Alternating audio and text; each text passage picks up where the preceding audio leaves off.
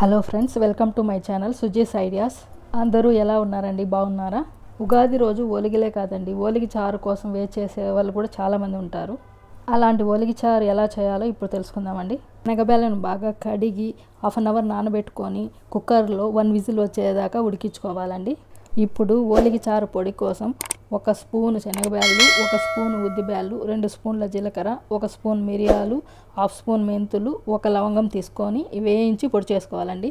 ఇప్పుడు చారు కోసం ఉడికించిన శనగబ్యాళ్ళలో 2 గరిటెలు తీసుకోవాలండి. వాటిని మిక్సీ జార్లో వేసి మెత్తని పేస్ట్గా చేసుకోవాలండి. అలాగే ఇంత క్రితం చూపించిన చింతపండుని ఒక బౌల్లో వేసి వాటర్ పోసి గుజ్జు తీసి సిద్ధం చేసుకోవాలండి. బ్యాళ్ళను ఉడకబెట్టినప్పుడు అందులోని వాటర్ని సపరేట్ చేసి పెట్టుకోవాలండి. ఆ బ్యాళ్ళ వాటర్లో ఇంత క్రితం తీసి పెట్టుకున్న చింతపులుసు, 1 టమాటా వేసుకోవాలండి.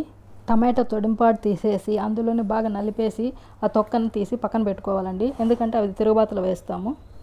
టమాటా ఎందుకు వేస్తామంటే అది టేస్ట్ బాగుంటుందండి. ఉత్త చింతపండు వేయడం కంటే 1 టమాటా వేస్తే ఆ టేస్ట్ బాగుంటుందండి. అందుకని ఇంత క్రితం చెప్పాను కదండి, చారు పొడి కోసము శనగబ్యాళ్ళు, ఉద్దిబ్యాళ్ళు, జీలకర్ర, మిరియాలు, లవంగము అన్నీ దోరగా వేయించుకొని, మరి బ్లాక్ కాకుండా వేయించుకొని వాటిని పొడి చేసి పెట్టుకోవాలండి. ఇప్పుడు బాణల్లో 1 టేబుల్ స్పూన్ ఆయిల్ వేసుకొని అందులో 1 స్పూన్ ఆవాలు, కచ్చా పచ్చాగా దంచిన 7-8 వెల్లుల్లిపాయల్ని దంచి అందులో వేసుకోవాలండి.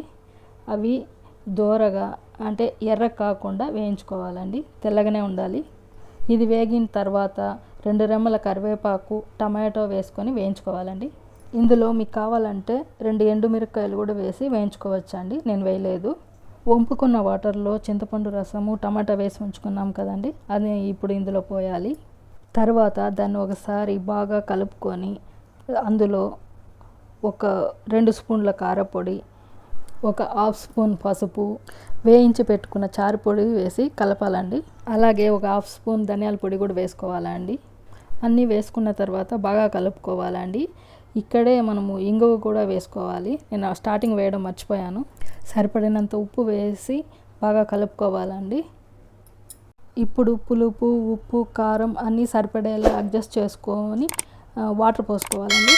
ఈ నిమ్మకాయ సైజ్ అంత చింతపండు, 1 టమాటా, ఈ ఉప్పు, కారం, పసుపు, మసాలాలు అన్నీ సరిపడేలాగా నాకు 1 లీటర్ పైన వాటర్ పట్టిందండి.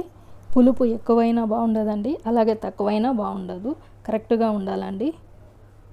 ఫైనల్గా కొత్తిమీర చల్లి బాగా 1 ఉడుకు వచ్చేలాగా ఉడికించి కాసేపు ఉడికించాలండి. ఉడికిన తర్వాత దించేసుకోవడమే. మన ఓలిగ చారు రెడీ అయిపోయిందండి. ఈ చారు 3-4 రోజులైనా నిలవ ఉంటుందని చాలా టేస్టీ అయిన ఓలిగ చారు సిద్ధంగా ఉందండి. యాజ్ ఇట్ ఈస్ నేను చెప్పిన విధంగానే చేసుకోండి ఫ్రెండ్స్, చాలా టేస్టీగా ఉంటుంది. మీకు ఈ వీడియో నచ్చిందని అనుకుంటున్నాను. మీకు ఈ వీడియో నచ్చినట్లయితే లైక్ చేయండి, షేర్ చేయండి, సబ్స్క్రైబ్ చేసుకోండి friends. Thank you so much. Me Sujatha baby.